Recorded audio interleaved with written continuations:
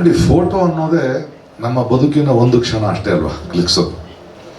ಆದರೆ ಅದು ಅಷ್ಟೇ ಅಲ್ಲ, ಆ ಒಂದು ಕ್ಷಣದ ಗರ್ಭದಲ್ಲಿ 1000 ಕಥೆ ಇರುತ್ತೆ. ಮತ್ತು ಒಂದು ಫೋಟೋ ಕೂಡ ವರ್ಷಕ್ಕೆ ಬೆಳೀತಾ ಹೋಗುತ್ತೆ. ನೀವು 8ನೇ ವಯಸ್ಸಿನಲ್ಲಿ ತೊಗೊಂಡಿರೋ ಫೋಟೋ 9ನೇ ವಯಸ್ಸಿಗೆ ಬೇರೆ ಥರ ಕಾಣಿಸ್ಬೋದು, ಒಂದು 25 ವರ್ಷ ಆದಮೇಲೆ ಬೇರೆ ಥರ ಕಾಣಿಸ್ಬೋದು. ಅದೇನೋ ಡಾಕ್ಯುಮೆಂಟ್ ಮಾಡುತ್ತಲ್ವ, ಅದರೊಳಗೆ ಒಂದು ಕಥೆಗಳಿರುತ್ತಲ್ವ, ಆ ಥರದ ಒಂದು ಸಿನಿಮಾ ಇದು. ಇದು ಬರೀ ಸಿನಿಮಾ ಫೋಟೋ ಅಲ್ಲ, ಒಂದು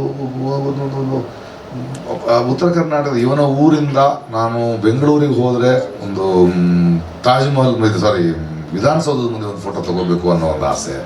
ಅವ್ರ ಊರಿನಲ್ಲಿ 70% ಜನರ ಮನೆಯಲ್ಲಿ ಹೋಗಿ ಬಂದವ್ರ ಮನೆಯಲ್ಲ ಒಂದು ಫ್ರೇಮ್ ಹಾಕಿಟ್ಟಿದ್ದಾರಂತೆ ವಿಧಾನಸೌಧದ ಮುಂದೆ ಫೋಟೋ. ಅಂದರೆ ಉತ್ತರ ಕರ್ನಾಟಕದವ್ರಿಗೆ ಬೆಂಗಳೂರಿಗೆ ಬರೋದು, ನಮ್ಮನ್ನು ಆಳುವ ಒಂದು ಶಕ್ತಿ ಕೇಂದ್ರ ಅದಿದೆ, ಅದ್ರ ಮುಂದೆ ನಿಂತ್ಕೋಬೇಕು ಅನ್ನೋ ಒಂದು ಆಸೆ ಇದೆಯಲ್ಲ. ಅಥವಾ ಒಬ್ಬ ಡಿ ಬಾಸ್ ಜೊತೆ ಫೋಟೋ ತಗೋಬೇಕು, ಎಷ್ಟು ಜೊತೆ ಫೋಟೋ ತಗೋಬೇಕು, ಇನ್ನೊಬ್ಬರ ಜೊತೆ ಫೋಟೋ ತಗೋಬೇಕು ಅಂತ ಆ ಊರಿನ ಕನಸಾಗಿರುತ್ತೆ. ಇಲ್ಲಿ ರೀಚ್ ಆಗಲ್ಲ ಅವರು. ಆ ಥರದ ಕನಸಿಟ್ಕೊಂಡು ಬಂದು ಹುಡುಗ ತಗೊಂಡ ಮತ್ತು ತಲುಪನ್ನ ಈ ಪ್ರಯಾಣದಲ್ಲಿ ಬಂದ ಕೋವಿಡ್ ಏನು, ಇದು ತುಂಬ ಇಂಟ್ರೆಸ್ಟಿಂಗ್ ಅನ್ನಿಸ್ತು ನನಗೆ. ಆ ಇಡೀ ಕಥೆಯ ಹೆಣೆಯುವಿಕೆ ಇಷ್ಟ ಆಯಿತು. ಅದು ಫೋಟೋ ಅನ್ನೋ ಹೆಸರು ನನಗೆ ಇಷ್ಟ ಆಯಿತು. ಇನ್ನೇನಿಲ್ಲ, ಅವರವರ ಭಾವಕ್ಕೆ ಅವರವರ ಪ್ರಕೃತಿಗೆ. ಈ ಸಿನಿಮಾ ಮಾಡಬೇಕಾದ್ರೆ ನಾನು ಇಲ್ಲರಿ ಈ ಸಿನಿಮಾದಲ್ಲಿ ಆ ಹುಡುಗ ಆ ಕ್ಷಣದ ಒಬ್ಬ ಪ್ರಧಾನಿಯವರ ಮಾತನ್ನು ಹಾಕಿದ್ದಾನೆ. ಅಲ್ಲಿ ಡೊನಾಲ್ಡ್ ಟ್ರಂಪ್ ಇದ್ರೆ ಡೊನಾಲ್ಡ್ ಟ್ರಂಪ್ ವಯಸ್ಸಾಗ್ತಿತ್ತ ಅಷ್ಟೇ ಅಲ್ವೇ. ವಿಶ್ವಗುರು ಅನ್ನೋದು ಈ ಇಡೀ ಪ್ರಪಂಚಕ್ಕೆ ಆಗಬೇಕಾದ್ರೆ ಹಳ್ಳಿಗಳಲ್ಲಿ ಬೇಲಿ ಹಾಕಿದಾರಲ್ವಾ.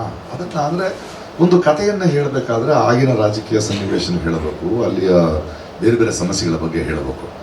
ಅದನ್ನು ನಾನು ಬಂದಿದ್ದರಿಂದ ಅದಕ್ಕೆ ಬಣ್ಣ ಹಾಕುವಷ್ಟು ಅಂತ ನಿಮ್ಗೆ ಅರ್ಥ ಆದರೆ ಅದು ಪ್ರಾಯಶಃ ನನ್ನ ನಿಲುವುಗಳಿಂದಾಗಿ ನಿಮ್ಗೆ ಹಂಗೆ ಅನಿಸಿರ್ಬೋದು, ಅದಲ್ಲ.